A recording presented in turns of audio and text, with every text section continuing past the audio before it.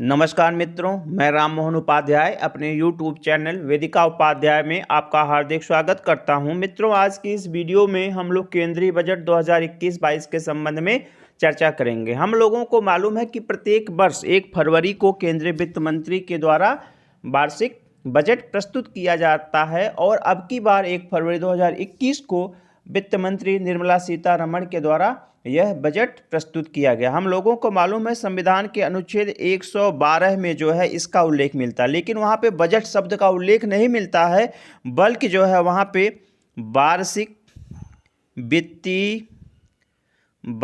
वित्तीय विवरण का उल्लेख मिलता है। ठीक है।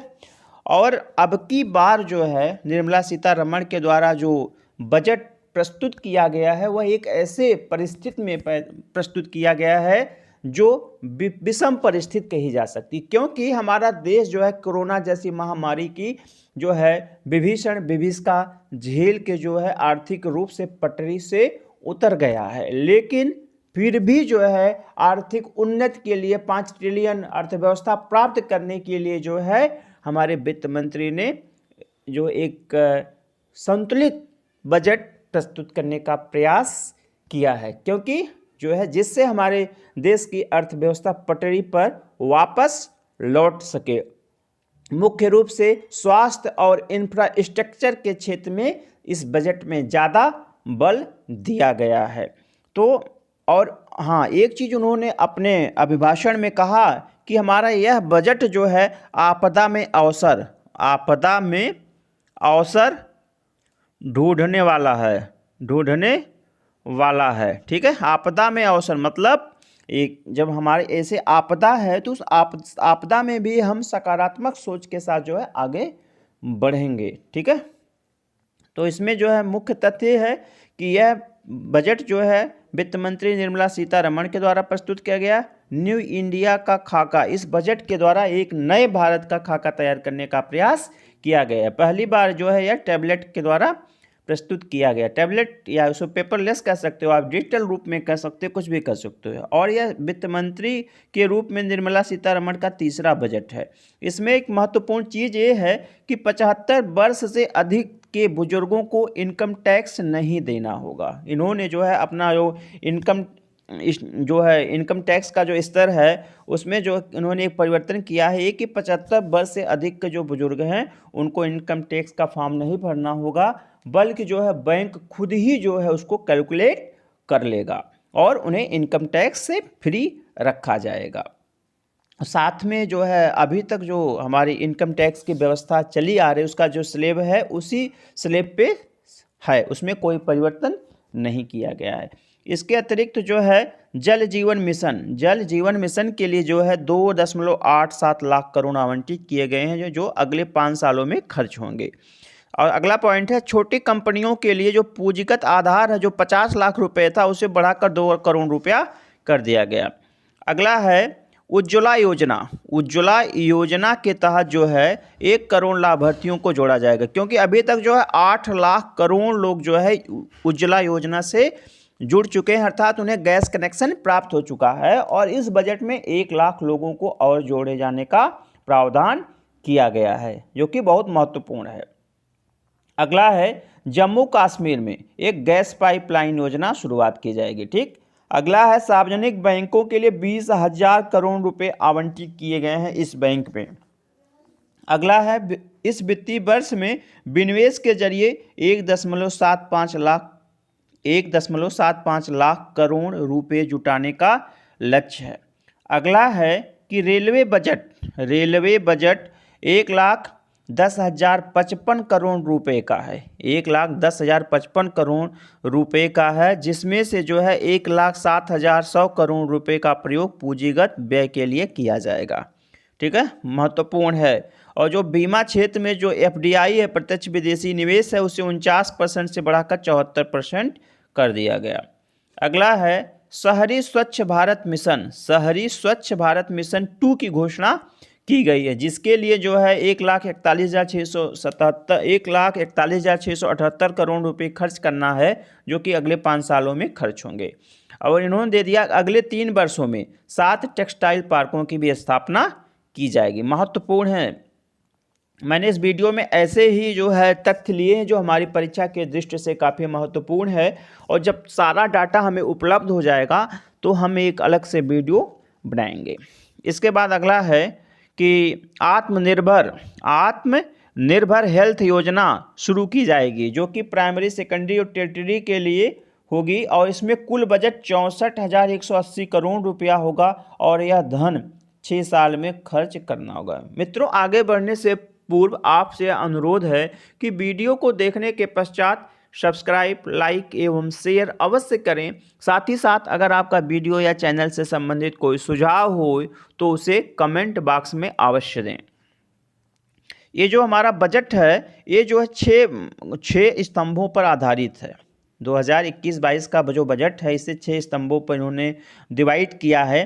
पहला है हेल्थ एंड वेलबींग, दूसरा है वित्तीय पूंजी, तीसरा है समावेशी विकास, चौथा है मानव पूंजी, पांचवा है इनोवेशन एंड R&D, और छठा है मिनिमम इंटेंशंस। इसके बाद हमारा अगला है 15वें वित्त आयोग ने जो अपनी रिपोर्ट सौंपी थी उसे लोकसभा में इन्होंने वित्त मंत्री ने रखा। 15वें वित्त आयोग के अध्यक्ष कौन है? Doctor NP Singh. Doctor NP Singh जो है उसके अध्यक्ष हैं। अगला पॉइंट है कि जो है नया एग्री इंफ्रा डेवलपमेंट सेस 2 फरवरी 2021 से प्रभावित हो जाएगा। इसके बाद जो है पेट्रोल पर प्रति लीटर 2.5 रुपया एवं डीजल पर 4 रुपये का एग्री इंफ्रा सेस लगाने का प्रस्ताव है।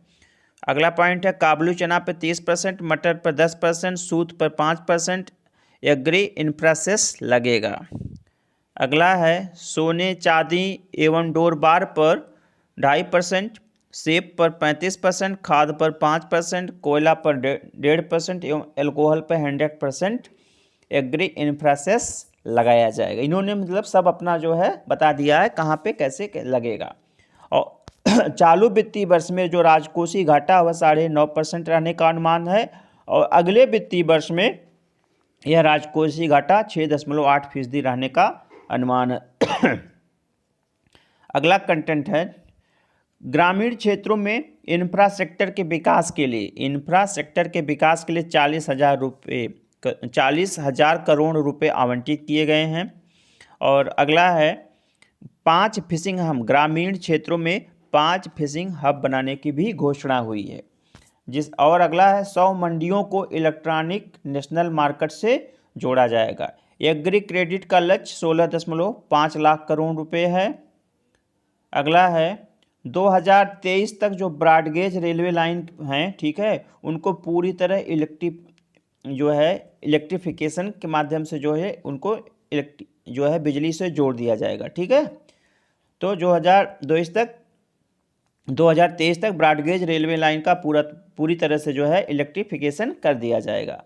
अगला है पोषण 2 का प्रारंभ किया जाएगा, जिसमें सप्लीमेंट्री पोषण कार्यक्रम और पोषण अभियान का विलय किया जाएगा। अगला है टैक्स ऑडिट की सीमा 5 करोड़ से बढ़ाकर 10 करोड़ रुपया किया जाएगा। स्वास्थ्य एवं शिक्षा उपकर 4% होंगे।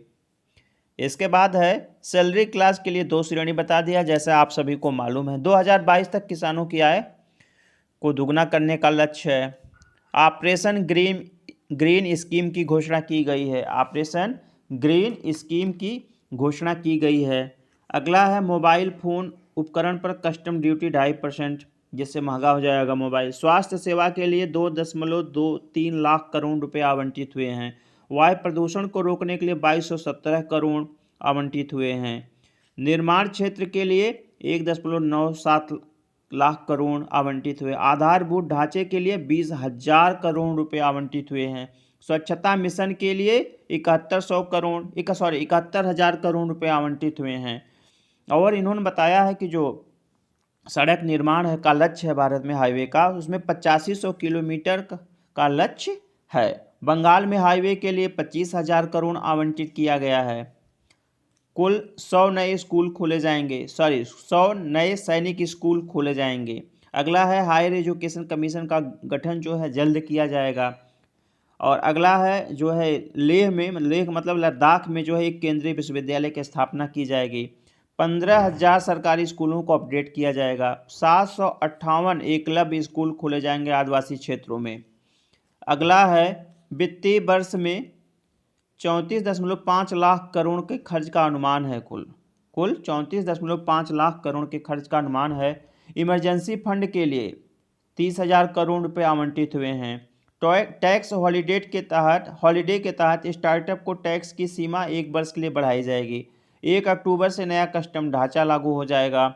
सोने एवं चांदी में ड्यूटी कम करने की घोषणा की गई है। चाय बागान में काम करने वाले मजदूरों को 1,000 करोड़ रुपए का ऐलान किया गया है। रेल बजट के लिए 1,10,055 करोड़ अभी हमने ऊपर बताया है। राष्ट्रीय रेल योजना 2030 की घोषणा की गई है। कोरोना वैक्सीन के लिए कुल 35,000 करोड़ रुपए आवंटित किए गए हैं। इसके बाद जो है फिस्कल डिफिक्ट जीडीपी का 9.5% होगा। तो मित्रों, आज की वीडियो में हमने बजट की संक्षिप्त चर्चा की है और आगे जब सारे डाटा हमें उपलब्ध हो जाएंगे तो एक वीडियो जो है मैं अलग से बनाऊंगा। आप लोगों को सुनने के लिए बहुत बहुत धन्यवाद। नमस्कार।